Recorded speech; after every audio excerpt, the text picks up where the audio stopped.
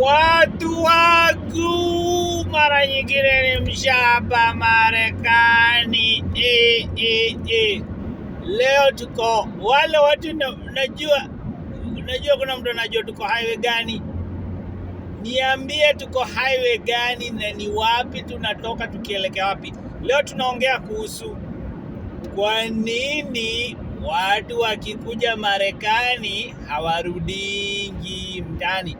So unajua nyinyi almost kila mtu unajua mtu, maybe relative ama friend ama acquaintance ama boyfriend ajairudi nyumbani Kenya kutoka ende Marekani.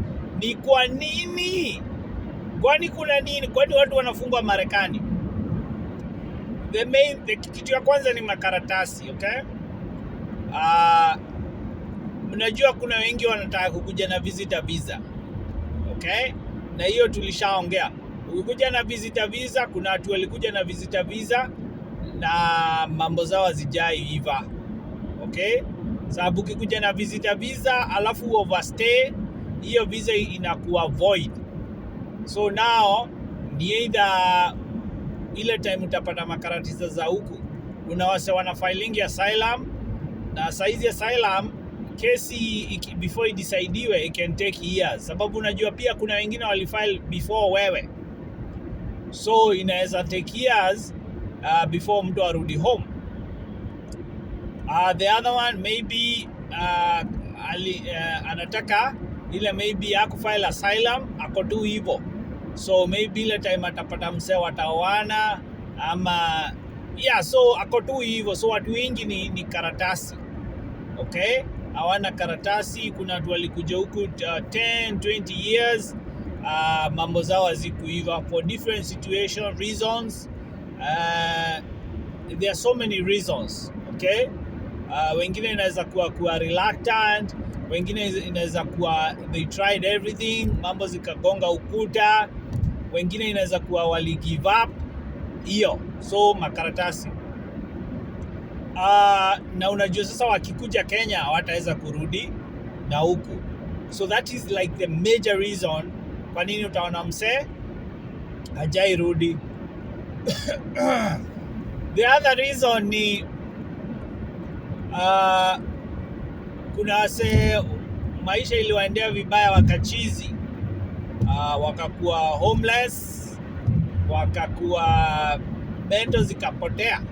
Yes, kuna Wakenya wengi wako homeless Marekani, na si eti wamekuja juzi, walikuja and life was going very good and mambo zikaenda bramba, because Marekani is very easy mambo kuenda left. Unaweza kuwa uko na mavitu poa, uko na job poa, magari, nyumba, then something happens, maybe you get in trouble na law, okay? Ama watu wavurugane na bibi, wa divorce. Well, so many things can happen, accidents, and mtu ama unafutwa job and everything takes a left turn. Because you can imagine, let's say you have a very nice paying job, alafu one of those days unakuwa laid off. Now, first of all, you have what you're gonna lose in your circle of friends. Because now if your circle of friends mlikuwa watu mko na pesa, mna magari pesa, you're gonna lose them because mambo zitaanza kucrumble. Hii kazi yako, your lifeline is tied to kazi yako. So unaona ukilose kazi, by the time unatafuta kazi ingine upate kazi na kulipa hivyo, pia ujue watu wengi wakilose kazi really affects them mentally. So hata hiyo kusema sikumejaa makazi huko, mtu atafute kazi. Wewe niambie ukwe president, uko in a position ya president ama CEO, upoteze kazi, na before upate kazi ya CEO, zile kazi ziko available ni za kufagia huko nje. It will be very difficult. The same ukitoa mtu amezoea kuishi Karen umpeleke ghetto, by the time they are adjusting, it's difficult, it's gonna take time. So unaona umsesi ati ataenda aanze kufanya kazi ingine hivi, pia ako na hiyo pride. So unaona mambo zinaweza enda left. Your kazi iko, vitu zenye unaown ziko tied na kazi.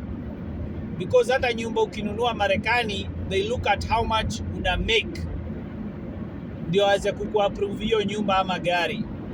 So umelose kazi, hautaweza kumake payment ya gari. Umekosa kuimake 1 or 2 3 months, they're gonna come for the vehicle. Okay, nyumba umelemewa kumake payment. Okay, na Marekani bills zikianza kujazana, hautaweza kuplay catch up. Game ya catch up utatoboa. Unajua home unaweza cheza catch up na maybe you catch up na unaweza maybe rudi ocha, but Marekani mambo zikianza kupile up, ukianza kuwa late na mabills, that catch up game is the most difficult you can ever do. So unaona gari ndio hiyo umechelewa kulipa. Sasa ni gari utalipia ama ni nyumba? Okay, nyumba nayo umechelewa kulipa, watarepossess hiyo nyumba. I mean watakufanyia hiyo nyumba itachukuliwa. Okay, hiyo nyumba itachukuliwa. Okay, gari itachukuliwa. Maybe uko na magari kadhaa, tena uko na student loan. So hizo mambo zote then utapoteza. Itabidi maybe umemove your neighborhood. Huko ndio ulikuwa umemaintain your circle of friends. Just like mtaani, ukipoteza kazi, pesa ziishe, your circle of friends they disappear. Sababu sasa mkienda kila mahali, wewe ni kama unawaangalia walipie, watakupotea. Hiyo ni that is a skill ya binadamu wako nayo. Ukiwa na pesa unakuwa na so many friends, zikipotea watu wanakuona ukiwa mashida sana. They don't want to do that. So now ukipoteza hizo vitu zote, it's very hard. Kama una kitu ngumu, you can be affected mentally and give up on life. Na hivyo ndio Wakenya wengi wamefanya, wali give up on life, wakakuwa homeless, wakapoteza documents. Now they can't even fly. Utafly aje? Unajua mtu unaweza sema, how do you think you can fly kutoka Marekani kama una passport? Utaenda aje home kama una passport? Airport wataongea na wewe.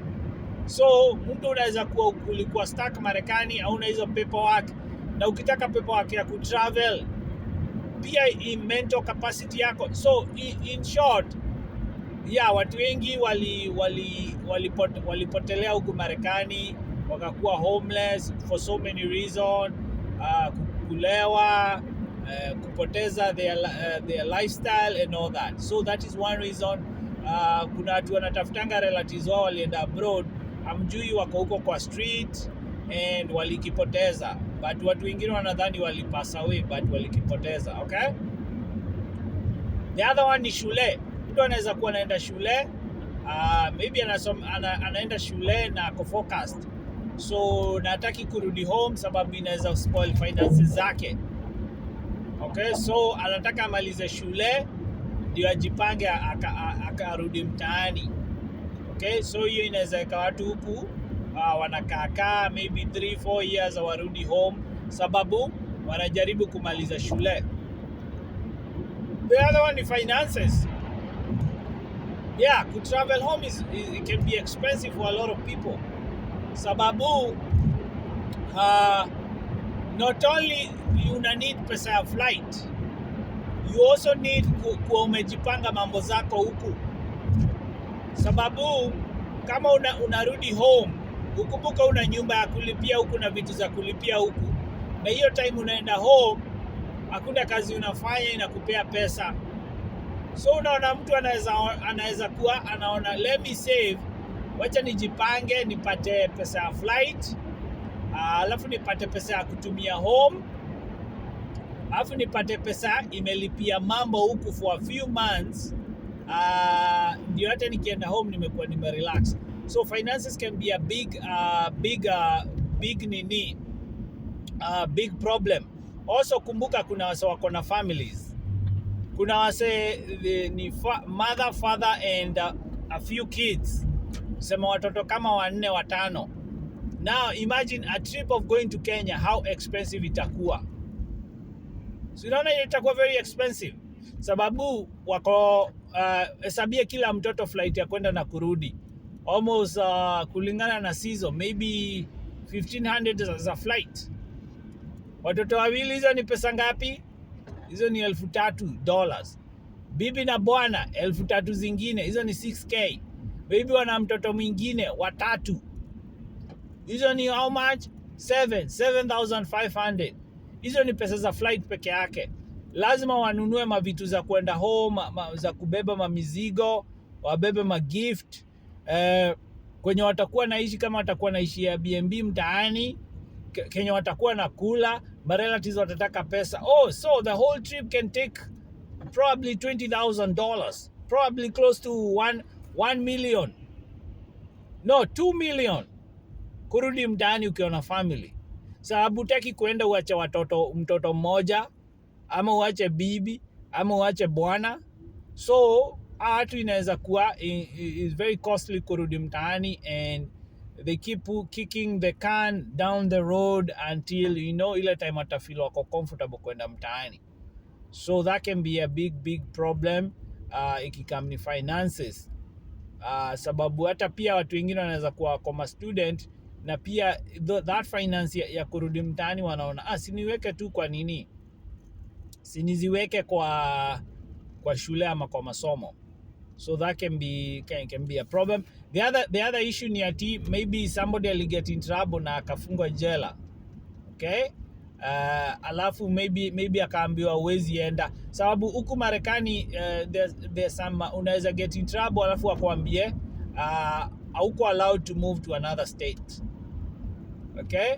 So kama uko allowed to move to another state, unaona hiyo inaweza kuwa ngumu hata kufly out of Kenya, sababu sasa kama uko allowed to move out of other states, sasa ukifly Kenya you can have trouble when you're coming back, sababu hizo ni court order inakwambia uwezi hata kuna wengine ni kama uwezi toka within that city, na ukitoka upatikane unaweza kuwa in trouble. Wengine huku Marekani wanawekwa ankle monitor, inakumonitor kwenye unaenda, so wanataka make sure unakaa within that location. So unaona ukiwekwa hiyo ankle monitor alafu tunajaribu kwenda airport tena, unaenda kwa nini na utaweza kurudi? So unaona hiyo watu wanaweza ona hawezi, wako tied. Then the other thing is kuna crimes zingine ama ma issues zingine, let's say kama child support hivi, ama mmedivorce, ama kuna payment unafaa kumake maybe za bibi. If they take your, wanaweza chukua documents zako. Wakichukua passport ya mtu, now how you gonna travel? Hebu mtu aniambie utatravel aje? Hata meli kuingia itakuwa ngumu. So yeah, unaweza dhani ati you can be difficult to travel. Unaelewa? Inaweza kuwa difficult to travel sababu hauna hizo documents because of hiyo situation. The other thing is hii tuliongea, watu wengi wako na, they have their whole family members here. They have their mom, dad, sisters, brothers, cousins, shosho wao. Kuna watu wajanja walileta watu wao huku. Watu wengi wametoka Central na Wakisii, watu wao wengi wao wako huku. They don't need to go to Kenya. Hasa walijipanga kitambo. Wako na kila mtu wao huku. Shosho yao wako huku, guka yao wako huku. Everybody, watu wengine wameleta their whole village, ama their whole, mostly all their relatives. So, why do they need to go back to Kenya? Okay? So, and mostly people go back to Kenya kuona relatives, okay? So, wanaona there is no need kushinda wakienda home because they have all their family here. And even if they go to Kenya, they don't stay for long, okay? But mostly, kama uko na watu wenyu wote huku, watu wanaona why waste that money kurudi Kenya, unaenda kuona nani? Okay? The other thing is hewa. Kuna watu wengi wamekaa Marekani sana, when they went back to Kenya, waliharibikiwa na chakula na hewa and everything, especially wale wako na watoto. So tuseme kama wewe ni mama uko na watoto, ile time uliwapelekanga Kenya many years ago, hata wewe maybe ukaharibikiwa na chakula and everything. Na si ati ni maringo, because si unajua ni kama chakula ya Marekani ni kama inakusanitize, not in a pride way. Kenya na maanisha ni ati ukikula chakula ya Kenya, even your gut inakuwa strengthened. Okay, gut yako inakuwa strengthened. Unaelewa sababu ya chakula yenye unakula, so unaweza kula any food bila kuwa na issue. Okay, ni kama ukizoea kukana huko Geshagi, even your immune itakuwa strengthened. Unaingia huko kwa mahuti, unaenda unadungwa na miba huko, unaenda unapita, unalala kwa datura, unamunya hizo vagi. Kuna mimea zingine zinaitwa vagi, watu wanazijua wenye wametoka Ocha. Unaingia huko kwa dhara, yani unajua hiyo, ukiingia kwa hizo dhara, napier grass, yani ikikame in contact na skin yako, alafu uende kuchapa shawa inakuasha. So unaona yani unaenda huko hii unapigwa na dust. So this way your body is being prepared for anything. So immune yako pia inaweza elewa hizi vitu, zikikama inaweza zifight. Na ukienda Marekani hauko exposed kwa hizo vitu, so immune yako itakuwa weak. Okay, the same way na chakula ya Marekani inamaanisha venye inakusanitize, sababu hizi chakula zimekuwa chemicals and all that. So most of those food they can destroy hata gut ya mtu, so that hata ukikula chakula ingine it can be problematic. Watu wengi wameenda home wamekula chakula imewaharibikia. Okay, so unaona kama mtu alienda na watoi na chakula ikawaharibikia, they have a bad experience, they don't want to go back, hawataki kurudi tena sababu walikuwa wasick. Okay, so that can be another issue. They are afraid. Ni kama uende mahali restaurant ukule then upate food poisoning. Unaona, unaweza pata unaweza sema mimi sirudi hapa tena. So ni hivyo, na si ati ni kwa ubaya, ni chakula imeharibikia. The same way you can move to another country, chakula ikuharibikie. So unaona watu wanasema huko sirudi, huko karibu mtu akufe juu ya kukula chakula. So that can be a reason. Wengine wataki kurudi. The other one is a lot of people, they don't have anybody to go back to. Okay, maybe hawakuwa na relatives, hawakuwa na family, maybe walikuwa orphans, so hawana anybody to kurudi back to, so they hawana reason ya kurudi mtaani. Yes, sababu sasa wanarudi kufanya nini? Okay, the other one is kuna wenye pia wanaogopa kurudi Kenya sababu kama ni bibi tuseme alikuja Marekani akafanya bwana yake adipotiwe, anaweza kuwa naogopa kurudi mtaani sababu hawezi jua nini anaweza kuwa anapangiwa.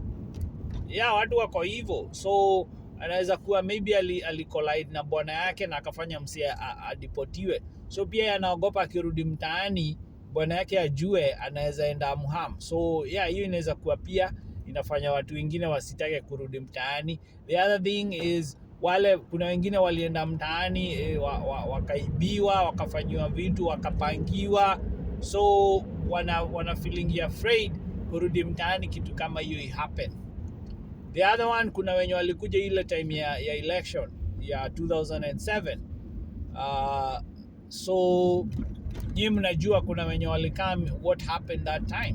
So kuna wenye wana feel like they were betrayed by their countrymen, their neighbors, and going back to Kenya ita open hizo wounds. They'll feel like they wanna relive your moment na inaweza wapatia anxiety, hawataki kurudi tena. Okay, the other one, kuna wenye kama tumeongea wenye wali file asylum and bado wanangojea cases zao zikuwe decided, so and it can take years and years. Okay, the other one, kunaweza kuwa wengine walikuwa wasick and they can't really travel, so wanangojea and maybe wako hosi, wanangojea mambo zao zikuwe poa. The other one ni watu wengine wako na watoi, wanangojea watoto wafike wamalize high school so they can be able to travel now. So kuna wazazi wataki postponing, wanataka watoto wamalize shule, so that the parents can go back. So kuna wenye wanangoja watoto wamalize shule so that now they wako wanaweza achwa kivyao and they can go back to Kenya and for good. Then there are those ones wenye wanangojea pia kuretire. Mtu anaweza kuwa na retire and they want to go back to Kenya, so they are waiting retirement yao as they save mapesa then warudi home. Kuna wengine pia wako na projects mtaani, so they are waiting kumalizia hizo projects zao. It can take years kama watu wanajenga apartments na wataki anything in our distract in terms of finances, so wanataka they are focused on putting all the finances into zile project watafanya. Then when they finish, they now wanaweza rudi home. So then kuna wengine they swore hawatairudi mtaani. Mostly the women, wengi wao wamesoya, they are not going back to Kenya. That is their decision, and wengi wao they are not going back to Kenya. Wengine wao wako retirement homes huku, au they just retired, they just want to stay here, retire huku. Kuna wengine wamesema watazikwa Marekani and they hawataki anything kudu na Kenya, so wako wengi wao. Yes, kuna Wakenya wengi wako nursing homes na wakipass wanataka wazikwe Marekani. Hao ndio wanajua hizo reasons. Then kuna wengine wale walitukana watu wakawaita dogi, paka, ngamia, sijui nini, matiti ya kuku. So hao pia they can't go back. Walitukana watu, wana feel guilty. Wana feel guilty, they don't want to go back. Then kuna wengine zile mashida walikula Kenya. Hell no, they decided, you know what? Mimi kurudi Kenya. So then, and so many things. So those are the main things. Usianze kuuliza, kwa nini mtu wetu arudingi, alienda Marekani so many years ago, hajairudi. So you have those reasons. So hizo ndio reasons watu wengi warudi, but the main one is the paperwork, okay? Main one is the paperwork, and people wako tied. You are tied by so many things, okay? So going back home might be an issue. Then the other one here, wengine their relatives, they come to visit them and see them, so they don't have a need ya kurudi home, okay? Na wengine walichoka na Kenya, they were in Kenya, they grew up in Kenya, and yeah.